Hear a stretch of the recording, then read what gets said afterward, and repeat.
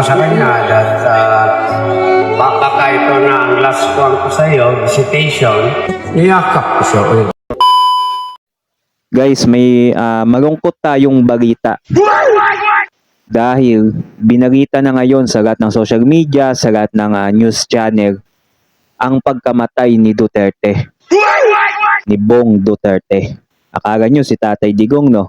So hindi guys, no? Yung kanyang kapatid ang binalita ngayon na pumanaw na sa edad na 72, no? So bago tayo magsimula guys dito sa balita, ay taus-puso din akong nakikiramay sa pamilya ng mga Duterte sa pagkawala ng kanilang isang kaanak, no? So dito guys, mukhang napagtanto at yung video na yon na napanood nyo kanina ay yun na mismo yung huling mensahe ni Bong Duterte sa kanyang kapatid matapos na dumalaw siya sa ICC at nagyakapan sila at mukhang doon na nga niya sinabi yung baka eto na yung huling yakap niya o pagbisita niya sa kanyang kapatid o sa kanyang utog, no? So ngayon guys, wala pa tayong balita kung ano kaya magiging reaksyon dito ni Tatay Digong sa pagkamatay ng kanyang kapatid, no? Tingin ko bunsong kapatid niya to, no, si Bong. So ito guys, panoodin natin ngayon yung latest news, no, tungkol dito sa pagpanaw ng kapatid ni Tatay Digong. Ito, no, bago tayo magsimula, baka pwede mag-subscribe kayo sa ating channel, Pinoy Scope TV, no? Nasa gano'n lagi kayong updated. Salamat guys kung mag-subscribe kayo, no? So ito, panoodin natin yung video.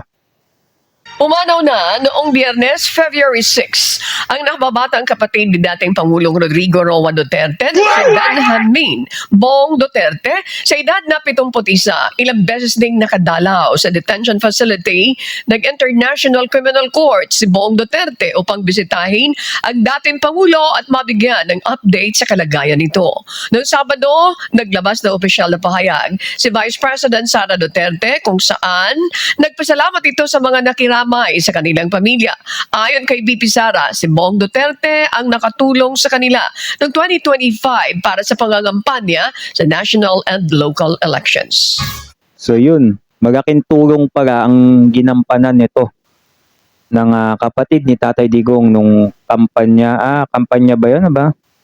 Dahil dito ay talagang nalungkot ang lahat. Ang lahat ng nagmamahal sa mga Duterte, no? Lalo na si Tatay Digong dito ay talagang tiyak na malulungkot to. Once na malaman niya, syempre, kailan pa ba itong pumanaw ng Friday, di ba? So, alam na yan. Nung nalaman niya ni Tatay Digong, tiyak na tiyak talaga na nalungkot yan. Masakit sa damdamin ang mawalan ng pamilya, kaanak, no?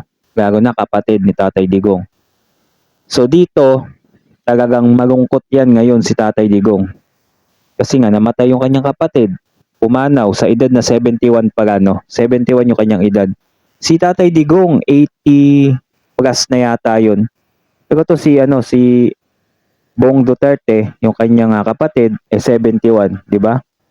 Isipin nyo, ang buhay talaga ay talaga minsan pag kinukuha ka na talaga ng Panginoon, talagang wala ka nang magagawa.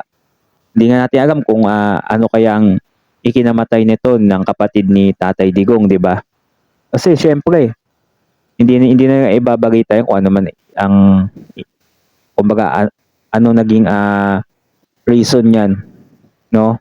Yan lang yung balita guys na ibinalita na pumanaw na. Ito, kahit yan si BP Inday, talaga nalungkot yan, no? At nagkatotoo nga yung sinabi nito ni Bong Duterte na baka eto na yung huling visitation ko sa kanya nung dumagaw siya dun kay Tatay Digong sa ICC. Tapos hanggang sa wala na.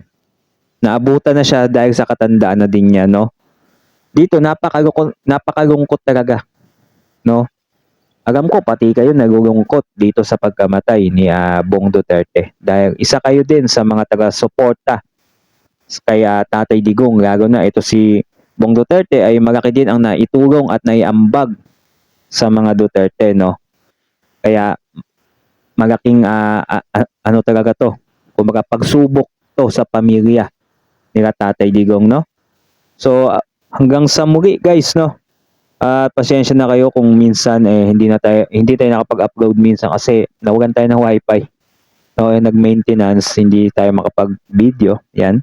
So pero ngayon guys, tuloy-tuloy na natin ang ating mga reaction video sa mga latest na issue, mga balita, at eto, malapit na ang confirmation of hearing ni Tatay Digong sa ICC. Magkakalamanan na to. So babalitaan ko kayo dyan guys, no? At kung nakaabot kayo guys dito sa ating video, huwag niyo kalimutan mag-subscribe na sa ganun lagi kayong updated sa mga susunod pa nating mga video. So yun lang guys, hanggang dito na lang. Salamat sa panonood.